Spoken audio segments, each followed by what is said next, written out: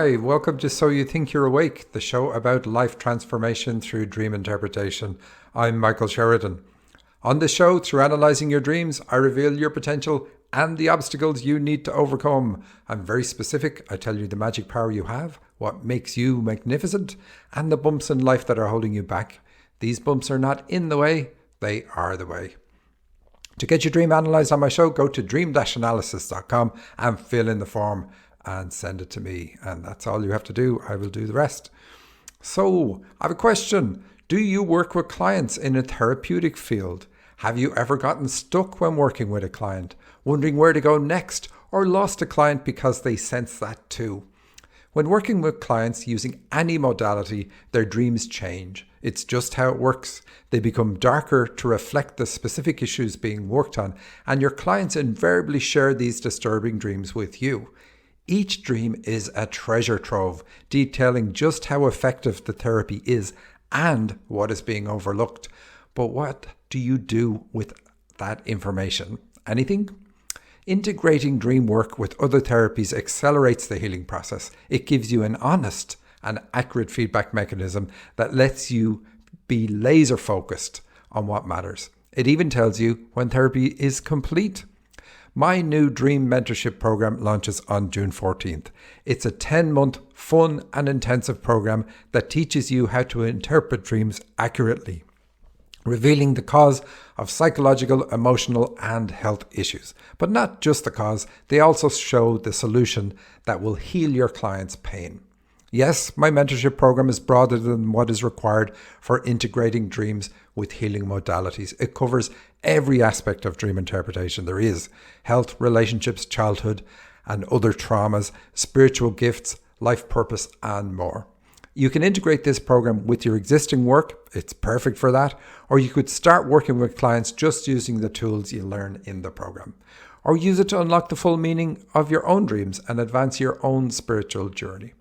Ask me for details by writing to michael@dream-analysis.com. But hurry, it starts June 14th. Let's do some dreams. Oh, before we do that, I did the Heal the Healer show yesterday with Heidi Brooke and Julianne Tremblay. That was absolutely terrific. Loved it. And lots of people asked me about how they could use dream interpretation with their existing work, which is why I said that at the start. So really glad I did that. Really glad I got those questions and lots of others. I don't know. I must have answered 100 or more questions in the comments after the show.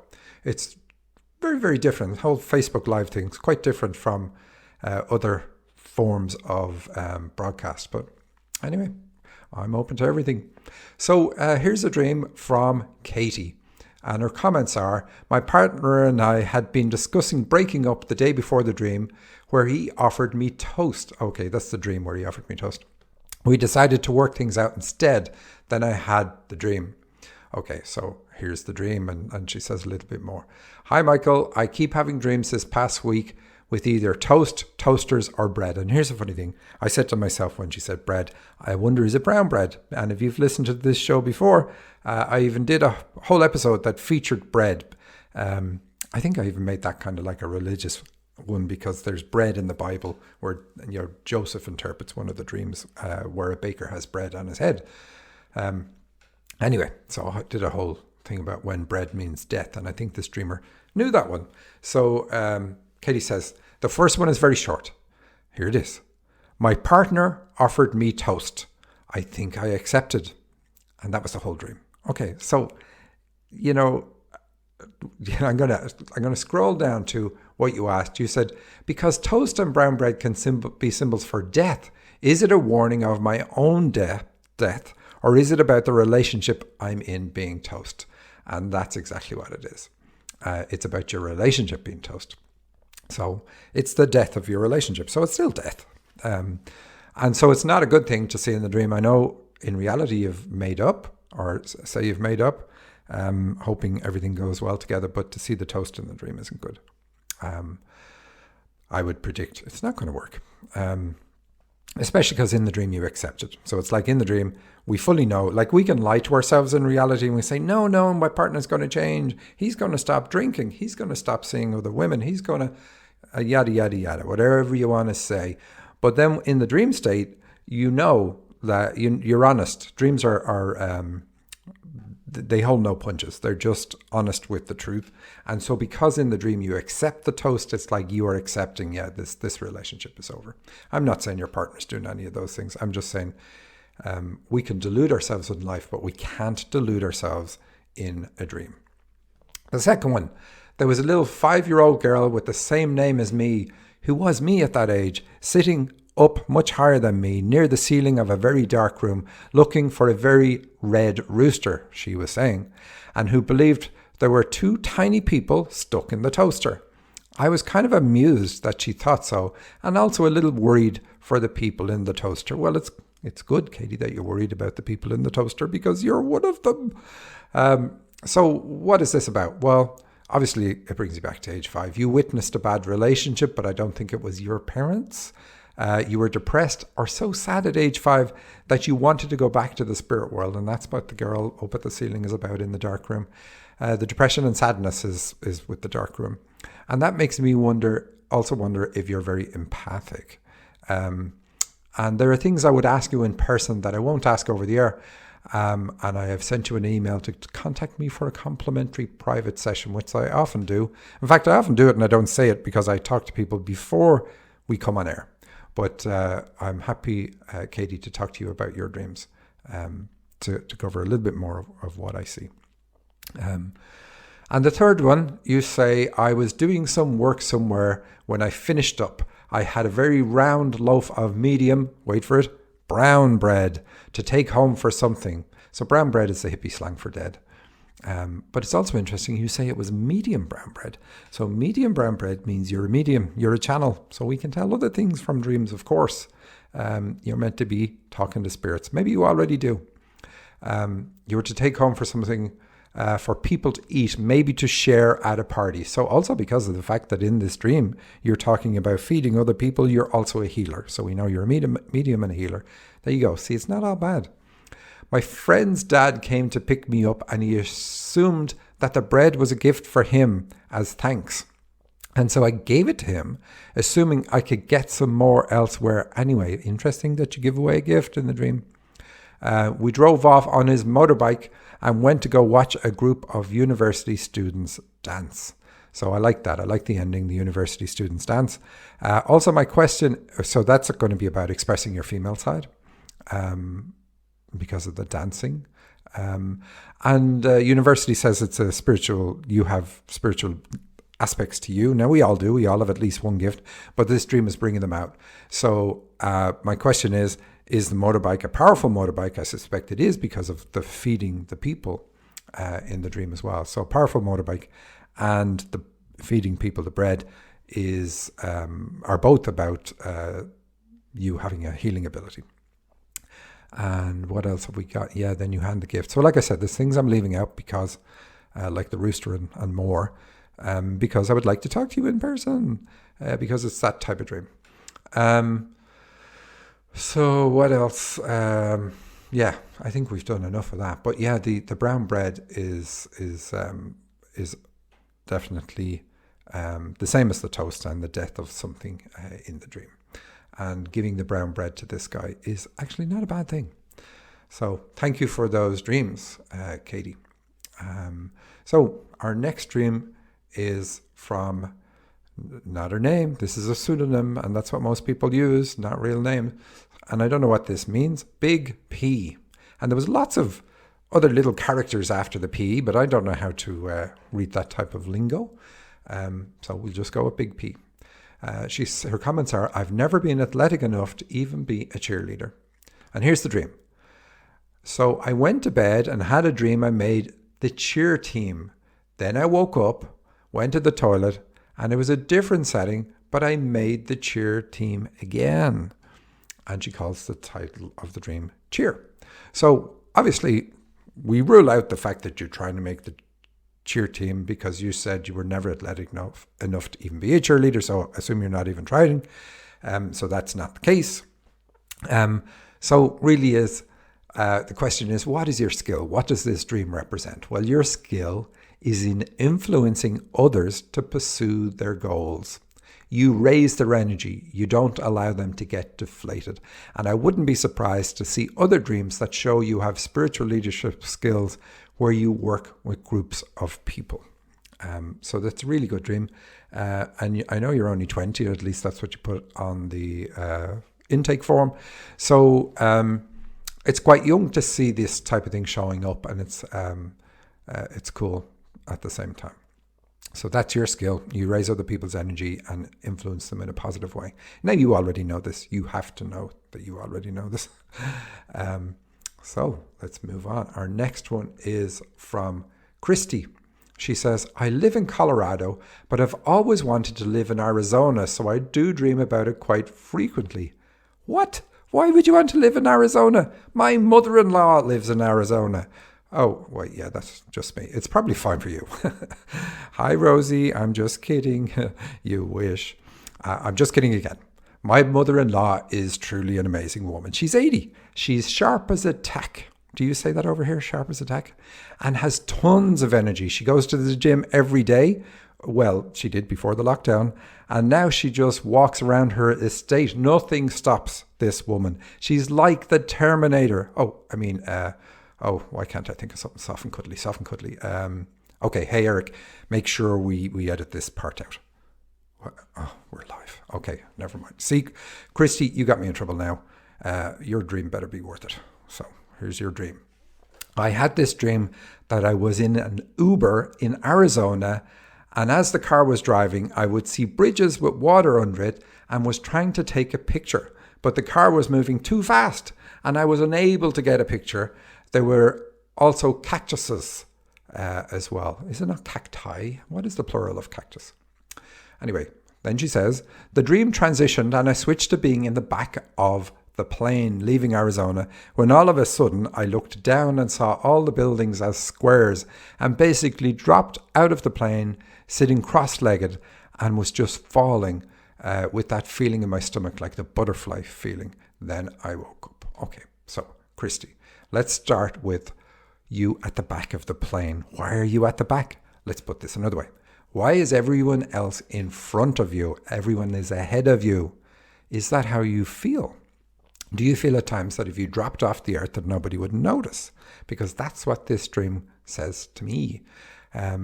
You do also have digestive system issues, because that is connected to birth, and birth is signified by you dropping down to the planet. So you need to heal your birth to heal that. Now, to your first little dream, which kind of fits in with the second, of course. You want to see water under the bridge. Do you see what I did there? I let your dream interpret itself. Here I am, brain the size of a planet, wasted. Okay, but the problem is you're moving too fast to get the picture. So we ignore Arizona because that's special to you. What is significant is that you keep going over these bridges, but don't have the time to take the picture. That means you are missing opportunities to get the full picture that you need. And what is interesting is that you're aware of that. So the answer is simple. Slow down, take your time, picture it, soak it in, and let it go. You will get a feeling with this, a feeling in your stomach that tells you you're done. You're not going to get trapped in the feeling because you slowed down. And now, that's not how it works for you. You have an enlightened intellect that lets you move on from issues by focusing down on the issue, right down into it, into the detail, then mentally rising above it and moving on from it. It's like you peel it away and leave it behind. It's really cool. Not many people have that one, but you've got it, and that's how it works. So move away in a moment from your issue, which is really, really cool. And our next dream, am I going too fast? Do we need to slow down or something? Anyway, it feels like we're racing through these. My next dream is from April. She says, this dream came after one of Heidi's many healings.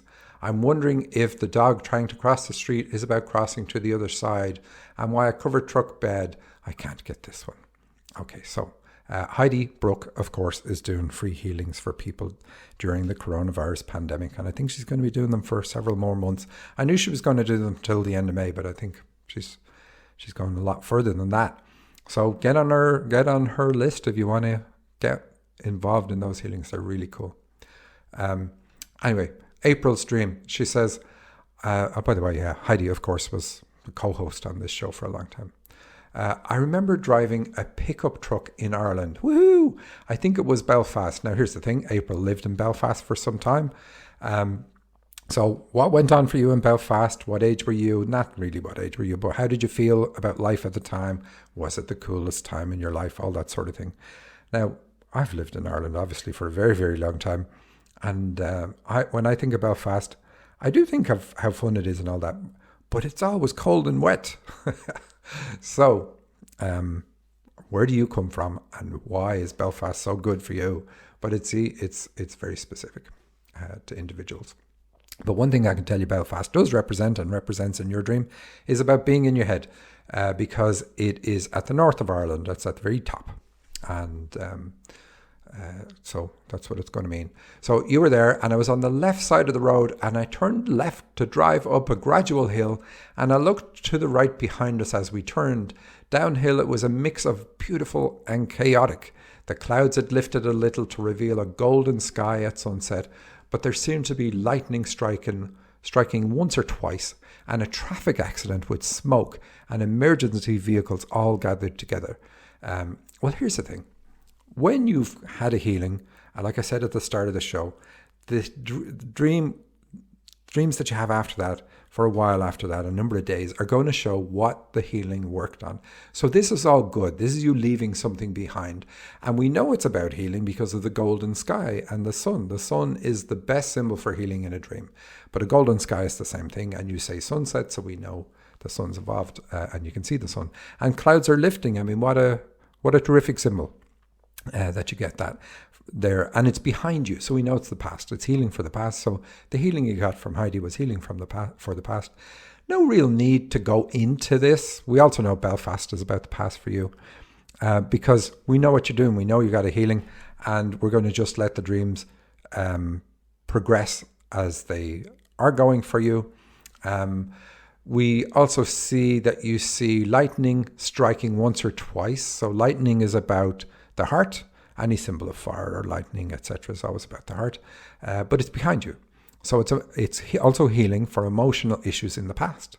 And then you see a traffic accident with smoke and emergency vehicles all gathered together. So again, also healing for issues around career. So fears or anything that you might have about your career.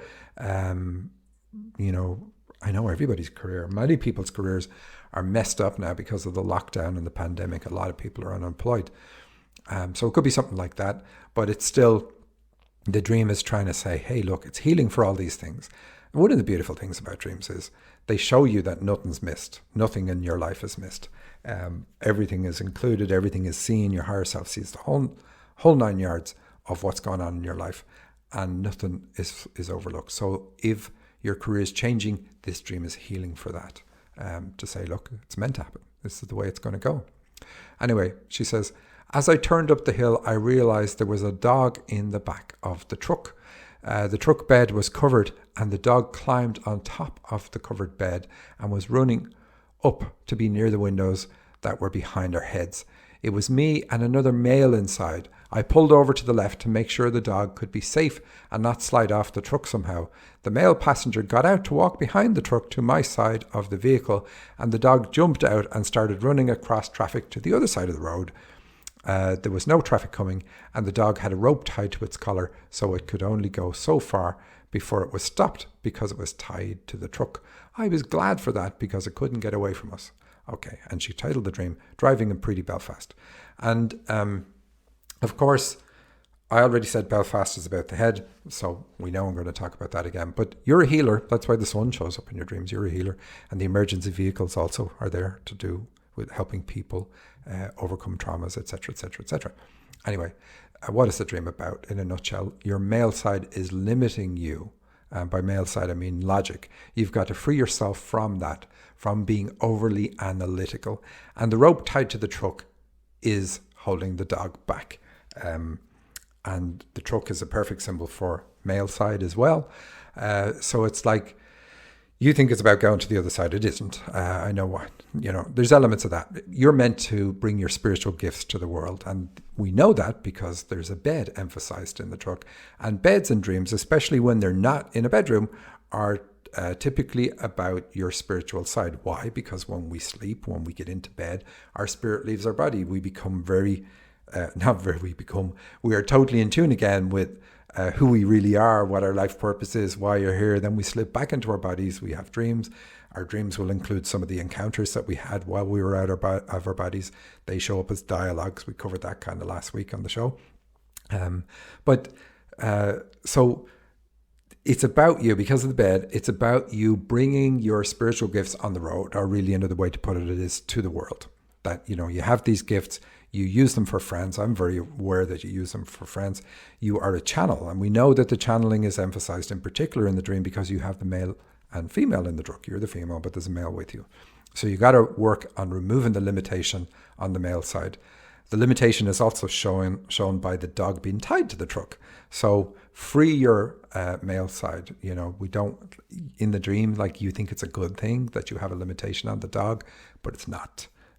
So you want to drop that. So the dog would represent, say, your instinctual knowledge about, spiritual career, but you limit it by being overly analytic, and that's what the rope tied to the truck says. So you need to drop that. But Belfast alone would say that. And is there anything else that I wanted to say on this one? Yeah. So the man gets out of the truck and walks behind it and comes up from the other side. So it's about dealing with issues in the past, because that's where the character goes in the dream.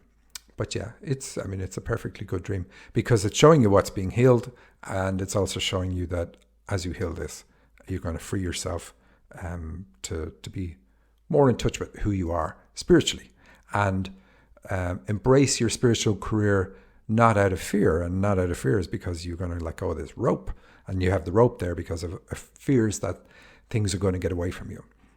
So if you can have the same dream and the rope isn't there, it's about like embracing your male side and allowing it be, or embracing your spiritual side, I should say, and allowing it be free, allowing yourself to do whatever you need to do in that moment. We know it's career also, mainly because of the traffic, I should say. The traffic is a perfect symbol for career. So I think that's it. If you have any other questions, of course, you can ask me about this dream. But that's it for now.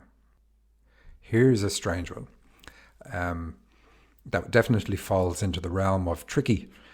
So John sends in a dream. He dreamed he was going to his doctor's surgery, but it's an old doctor, a doctor who's retired. The doctor's name is also John. And as he gets to the driveway, he sees, I think the gate is closed, and he sees a woman there, and he sees his brother dead on the ground in the driveway. And so John had sent dreams into the show before, and a lot of them focused on pre-birth, so the time before entering the physical body. And that's what this dream focuses on too, because he's approaching a building, but he hasn't quite entered it. So it's like preparations for physical life. And death in a dream, so like we have the brown bread and the toast in the earlier dream, that is about the death of something. But death of a person in a dream isn't about their death.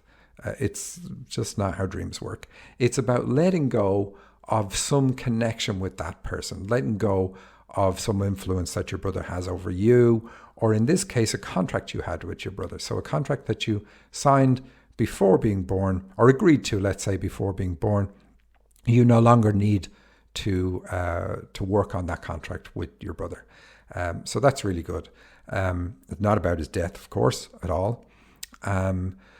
And then the woman in the dream is saying that she didn't kill the brother, and you're getting suspicious about her. You didn't think she did, but because she makes such a point about it, at some point in the dream, you're very suspicious of the woman. So the woman represents your mom. She's the most important person when you come to the planet, obviously, and for much of your journey while on the planet. And so it shows issues you picked up from mom. and it shows then really that's something, it just comes up because that's the time of life that the stream goes back to. And so it's going to say, oh yeah, like if we go back here, don't forget there's still this issue needs to be worked on. But the main thing is that the agreement you had with your brother, you no longer need to stand by that agreement. It's probably like a protection or something like that that you do. It's no longer needed. So it's very likely your brother has moved into a space where he doesn't need that anymore. He's able to do it on his own. But it's a spiritual dream. It's but quite an interesting one, and probably makes no sense to anybody else listening except you. So we're nearly out of time. What can I say? Do remember that I have my course coming up on the 14th of June. Please do write and ask me about it. Get on my video series list of emails because I had a lot of fun creating these. They explain things about dreams that I haven't explained before. I talk about what my biggest secret is for getting an accurate interpretation of a dream, something I used never, ever, ever share. I also explain how I got into, how I went from being an atheist to a staunch advocate for dream interpretation. What else do? I talk about the four steps to channeling safely, and then I talk about 10 game-changing secrets about dream interpretation. I don't really do that on the show. I talk about dreams and I talk about what comes up in the dreams, but here it's about, okay, stepping back and saying, look, these are the big things that dreams cover in your life. But you'll enjoy the videos if nothing else, and if you don't, there's something wrong with you. Because they are fun. I'm kidding, of course. I enjoyed making them. But that's it for the show for this week. Write to me at michael@dream-analysis.com or go to the website dream-analysis.com and you'll find links to the videos there. Thanks for tuning in. I will see you next week.